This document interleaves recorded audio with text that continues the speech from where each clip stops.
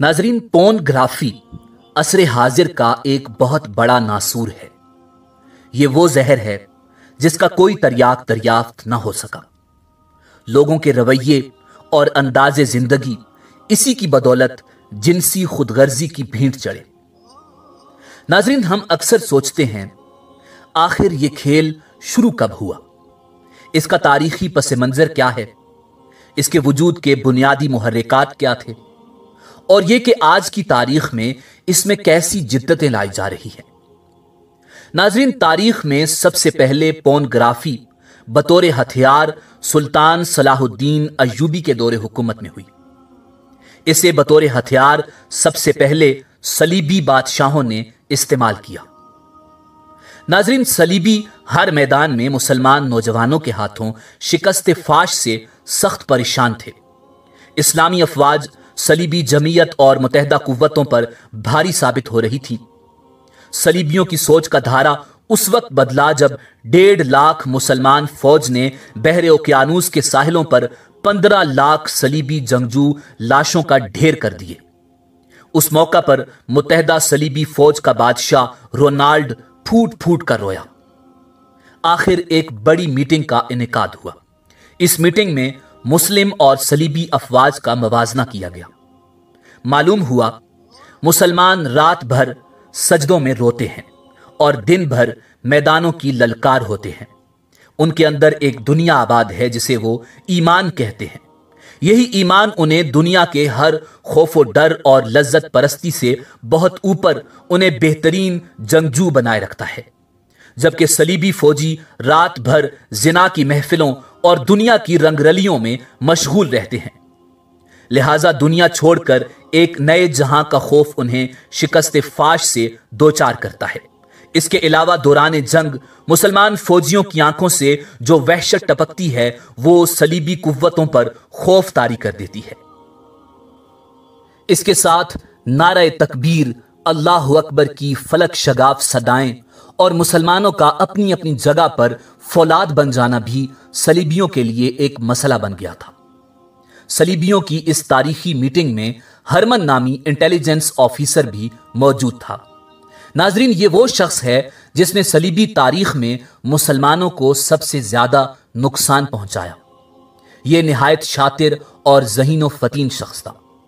اس نے مسلمان اور صلیبی نوجوانوں پر بات کرتے ہوئے کہا، میری 60 سالہ زندگی کا تجربہ ہے کہ ایک عیاشی پسند وجود کبھی بھی زندگی کے میدان میں بہترین سپاہی نہیں بن سکتا، خصوصاً وہ لوگ جو سیکس کے معاملات میں زیادہ دلچسپی رکھتے ہیں۔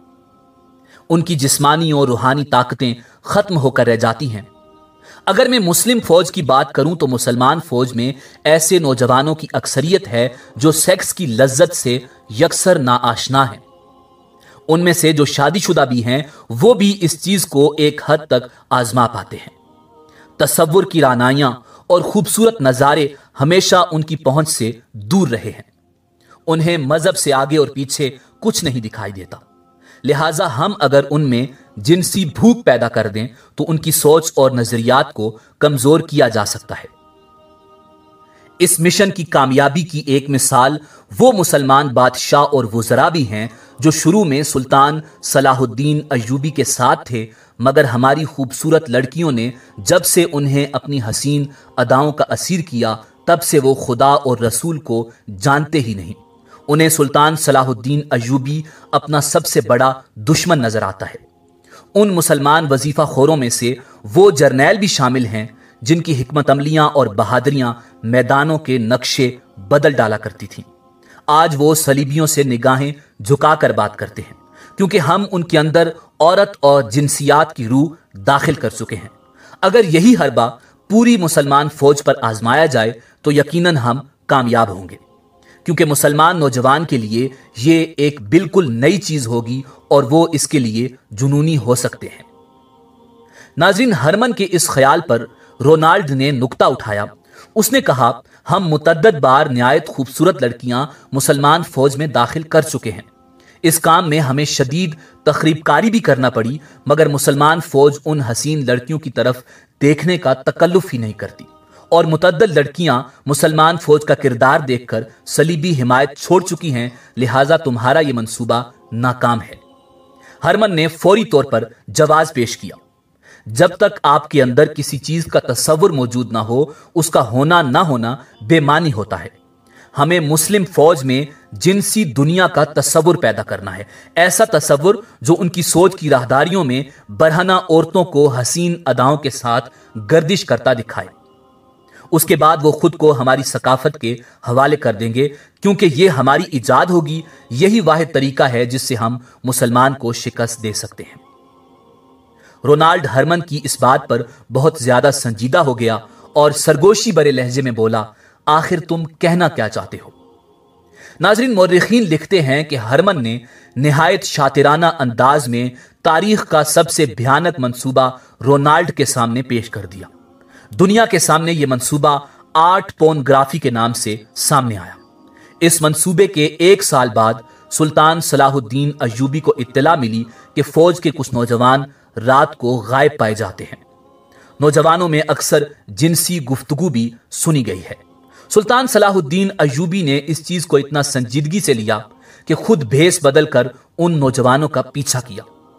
یہاں ایک بات واضح کرتا چلوں کہ سلطان صلاح الدین ایوبی بذات خود بھیس اور آواز بدلنے کے ماہر تھے۔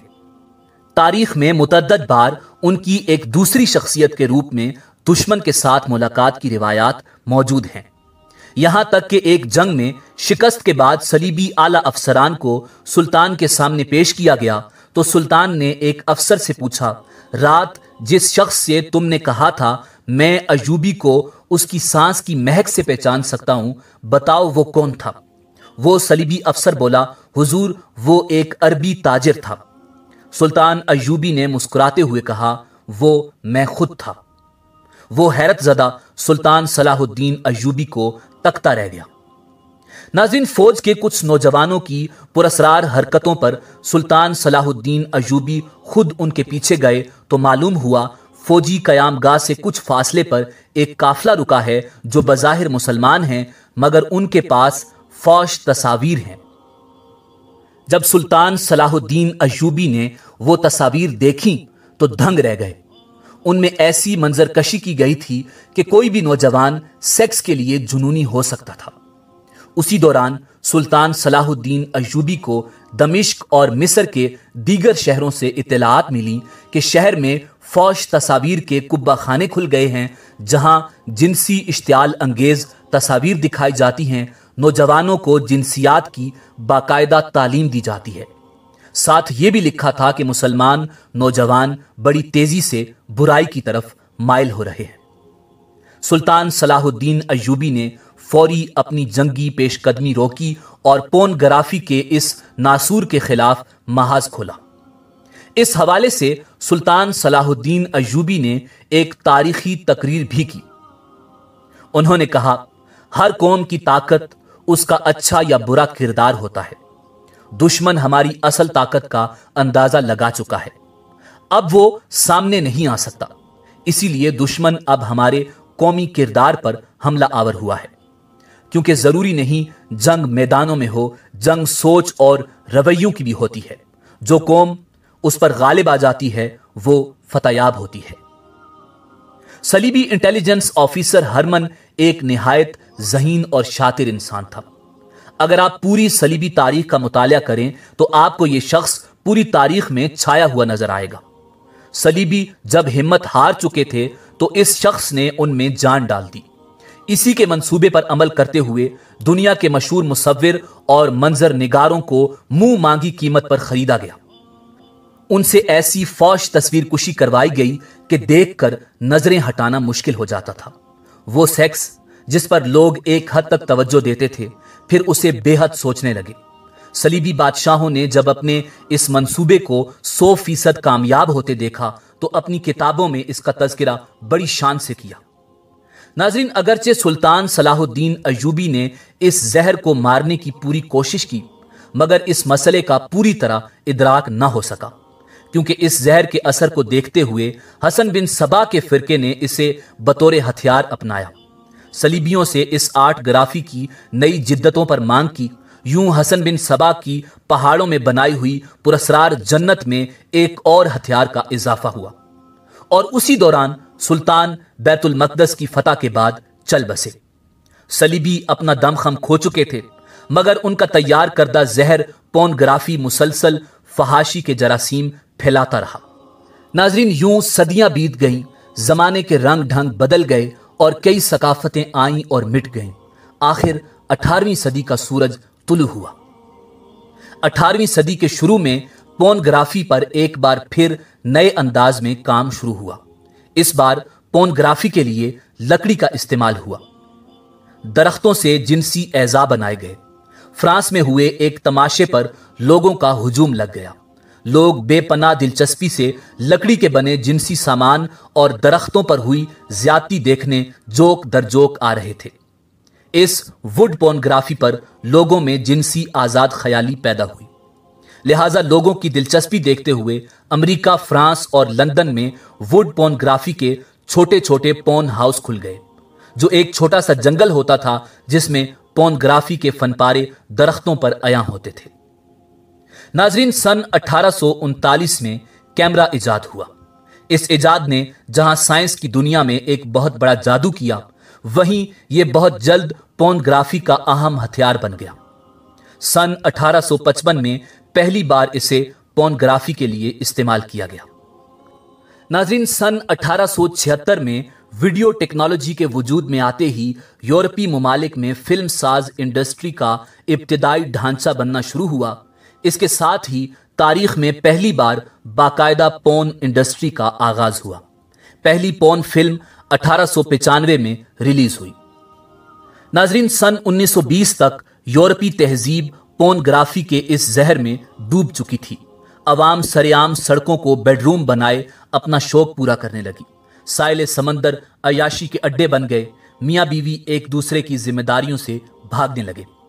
سن 1970 میں پورنوگرافی کا زہر بر صغیر میں داخل کرنے کی کوشش کی گئی۔ پہل یہ صرف تصاویر پر مشتمل تھا۔ اسے ویڈیو دکھانے کے لیے یورپی کمپنیز نے پاکستان اور بھارت میں پورن سینما کی اجازت چاہی۔ اس کے جواب میں صرف انکار ہی نہیں کیا گیا بلکہ پورنوگرافی کو باقاعدہ ایک جرم قرار دیا گیا۔ مگر 1980 میں VCR ٹیکنالوجی بر صغیر میں عام ہوئی۔ اگرچہ 70 کی دہائی میں کمپیوٹر بھی پاکستان میں اکا دکا جلوہ گر ہو چکے تھے، مگر عام لوگ اس سے ناآشنا تھے، لہٰذا لوگ پردہ سکرین سے ہٹ کر VCR کی طرف متوجہ ہوئے۔ اسی دوران پاکستان فلم انڈسٹری بھی پوری شان سے ابھر کر سامنے آئی۔ یورپی کمپنیز نے جب ایشیائی لوگوں کا VCR کی طرف رجحان دیکھا تو ان کی آنکھوں میں لالچ کی چمک پیدا ہوئی۔ یوں فوش فلمیں پاکستان، بھارت اور دیگر ایشیائی ممالک میں بلیک ہو کر بکنے لگی۔ ناظرین، 1995 میں پاکستان ٹیلی کمیونیکیشن لمیٹڈ یعنی PTCL نے انٹرنیٹ آل پاکستان کے لیے خرید لیا۔ سن 2000 میں انٹرنیٹ پاکستانی عوام میں مقبول ہونا شروع ہوا۔ اس کے ساتھ ہی پورنوگرافی کا زہر بھی سرحدیں پھلانگتا ہوا داخل ہوا۔ یورپی ممالک میں پہل پورنوگرافی سینما میں دکھا کر یا جنسی تصویروں کے ذریعے پیسہ کمایا جاتا تھا، مگر انٹرنیٹ نے یہ جھنجٹ ختم کر دیا۔ انٹرنیٹ نے باقاعدہ خود آن لائن مارکیٹنگ پروسیس کھول کر پورنوگرافی کو بطور پروڈکٹ پیش کیا، جسے عوامی طور پر اتنی پذیرائی ملی کہ سب ریکارڈ ٹوٹ گئے۔ یورپی پورن انڈسٹری کو سب سے زیادہ آن لائن ٹریفک ایشیا سے ملتی ہے۔ 2015 کی گوگل رپورٹ کے مطابق روزانہ 90 لاکھ پاکستانی پورن ویب سائٹس کا وزٹ کرتے ہیں، جبکہ بھارت سے روزانہ 6 کروڑ لوگ پورن ویب سائٹس کا وزٹ کرتے ہیں، جس سے پورن انڈسٹری روزانہ کروڑوں ڈالر کا منافع کماتی ہے۔ ناظرین، یہ وہ تعداد ہے جو ویب سائٹس بلاک ہونے کے باوجود کسی نہ کسی طرح مطلوبہ سائٹس تک پہنچ جاتی ہے، جبکہ گوگل پر پورن تصاویر دیکھنے والوں کی تعداد پاکستان اور بھارت میں کروڑوں میں ہے۔ ناظرین، آج اگرچہ مسلمان بھی اس کا شکار ہیں، مگر پھر بھی ہم اپنے مذہب، ثقافت اور نسل کو لیے برابر چل رہے ہیں، جبکہ مغربی معاشرہ اس قدر ٹوٹ چکا ہے کہ آرٹیفیشل بچے پیدا کرنے پر غور کیا جا رہا ہے۔ 2013 میں امریکی پارلیمنٹ میں اس بات کا اعتراف کیا گیا تھا کہ 2050 تک اسلام کی افرادی پاور پورے یورپ پر حاوی ہو جائے گی، لہٰذا اسلام کو ہر طرف سے گھیر کر محدود کیا جائے، لوگوں کے دلوں میں اسلام کے لیے نفرت پیدا کر کے انہیں اپنے آزاد معاشرے کا حصہ بنایا جائے۔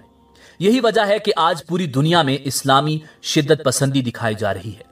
سوشل میڈیا پر ملحد اسلام کو نوچ رہے ہیں، سیاست میں بڑے بڑے لبرل داخل کیے جا رہے ہیں، مقبوضہ علاقوں مسلمانوں کا قتل عام کروایا جا رہا ہے، کیونکہ دشمن جان چکا ہے کہ اس کا ہتھیار خود اس کی قوم کو ختم کر چکا ہے۔ لیکن جاتے جاتے مسلمان پر آخری وار ضرور کرتے جاؤ۔ ناظرین، اسی امید کے ساتھ اجازت دیجیے کہ آپ کو ہماری ویڈیو پسند آئی ہوگی۔ اپنا قیمتی وقت دینے کا بہت بہت شکریہ۔ اللہ آپ کا حامی و ناصر ہو۔